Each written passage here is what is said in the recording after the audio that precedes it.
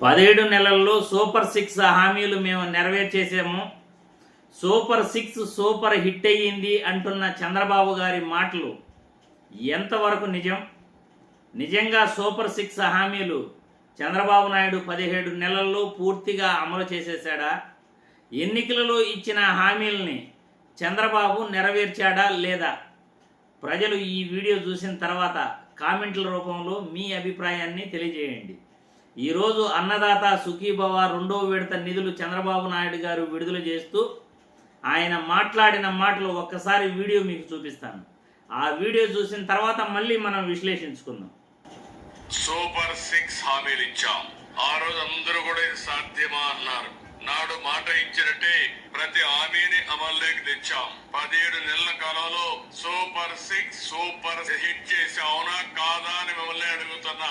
తల్లికి వందనం, శ్రీ శక్తి ఉచిత బస్సు, దీపం 2, ఎన్టీఆర్ భరోసా పింఛన్లు, 20 లక్షల ఉద్యోగాలు, mega DSC, Annadata Sukhibhava, PM Kisan, ఇవన్నీ కూడా జయప్రదం చేసింది ఈ ఎన్డీఏ ప్రభుత్వం అని చెప్పి కూడా మీకు తెలియజేస్తున్నా. చూశారు కదా, చంద్రబాబు నాయుడు గారు మాట్లాడింది ఏంటంటే 17 నెలల్లో సూపర్ 6 హామీలన్నీ మేము నెరవేర్చేసాము. గతంలో సూపర్ 6 హామీలు ఇస్తాము అంటే ఎగతాళి చేశారు. కానీ కేవలం 17 నెలల్లో సూపర్ 6ను సూపర్ హిట్ చేసేసాము అని అంటున్నారు. ఆ సూపర్ 6 హామీలలో ఒకటికి తల్లికి వందనం పథకం. తల్లికి వందనం పథకం ఎంతమందికి డబ్బులు పడింది, ఎంతమందికి డబ్బులు పడలేదు? కేవలం ఎన్ని లక్షల మందికి మీరు డబ్బులు వేశారు? మీ దగ్గర లెక్కలు ఏమన్నా ఉన్నాయా? ఎల్కేజీ నుండి ఇంటర్మీడియట్ పిల్లల వరకు రాష్ట్రంలో దాదాపు 87 లక్షల మంది ఉంటే కేవలం 58 లక్షల మందికి ఏదో తల్లికి వందనం పథకం వేసాము అని అన్నారు. కానీ ఎంతమందికి పడింది, ఎంతమందికి పడలేదు అంటే దాదాపు కూడా ఇంటర్మీడియట్ పిల్లకాయలకైతే డబ్బులు పడలేదు. ఫస్ట్ ఇయర్ చదివే పిల్లకాయలకు, ఫస్ట్ ఇయర్లో జాయిన్ అయిన పిల్లకాయలకు అసలు డబ్బులే పడలేదు. ఎవరైతే మున్సిపల్ కార్మికులు పిల్లలు 25 లక్షల లోపు కాంట్రాక్ట్ కార్మికులు ఎవరైతే ఉన్నారో ఆ పిల్లలకు కూడా డబ్బులు పడలేదన్నది నిజం.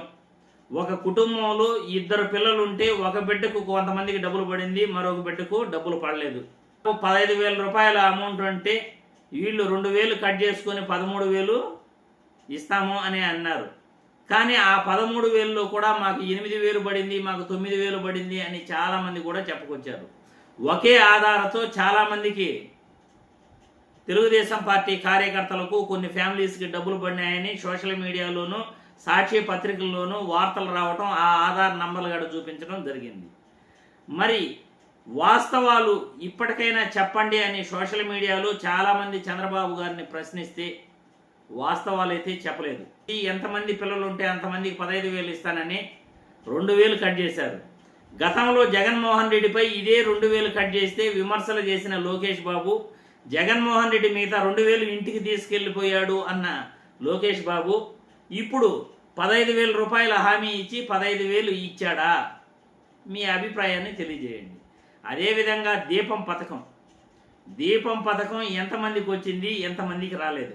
ఇప్పటికి కూడా గ్యాస్ ఆఫీసుల చుట్టూ చెప్పులు అరిగిపోయేలా తిరుగుతూనే ఉన్నారు. మాకు రాలేదు, మాకు రాలేదు, మాకు రాలేదు అంటూ 3 ఇన్స్టాల్మెంట్లు వేశారు ఇప్పటి వరకు. ఆ 3 ఇన్స్టాల్మెంట్లో ఎంతమందికి వేశారు, ఎంతమందికి రాలేదు? ఒక్కసారి మీ అభిప్రాయాలు కూడా తెలియజేయండి.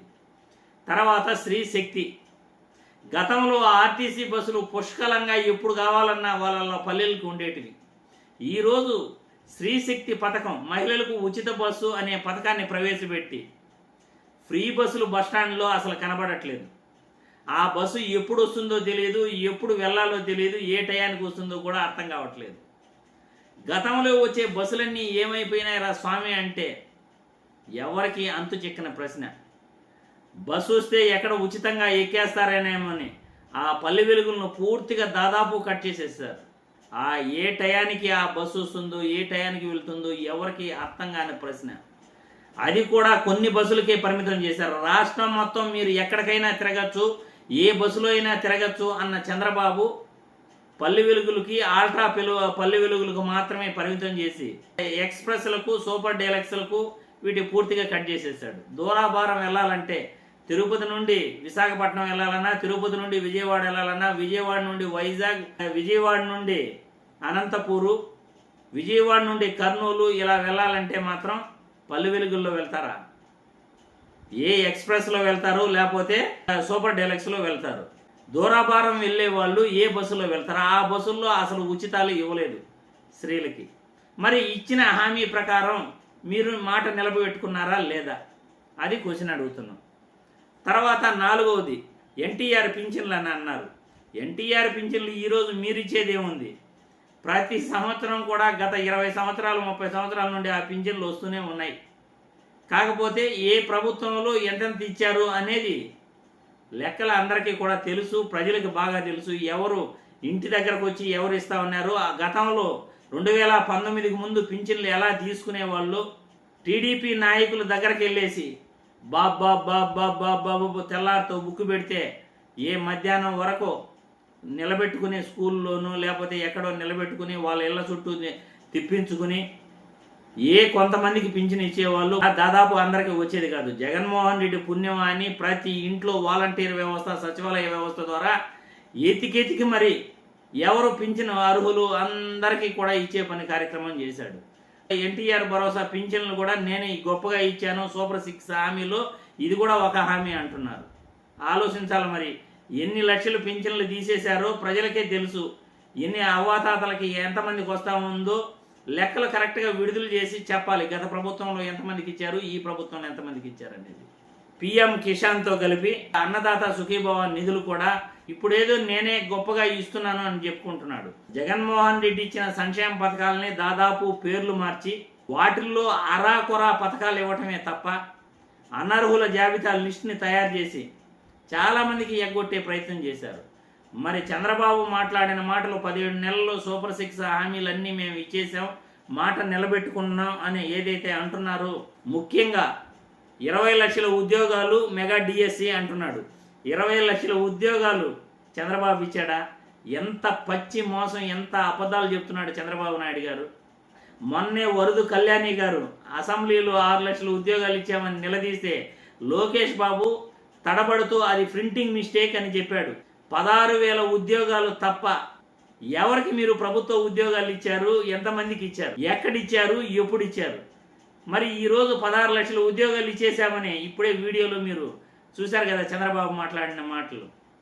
ఆలోచించండి. కామెంట్ల రూపంలో మీ అభిప్రాయాన్ని సూపర్ 6 హామీలు 17 నెలల్లో నెరవేర్చాడా లేదా, మీకు పథకాలు అందుతున్నాయా లేదా, కామెంట్ల రూపంలో మీ అభిప్రాయం తెలియజేయండి.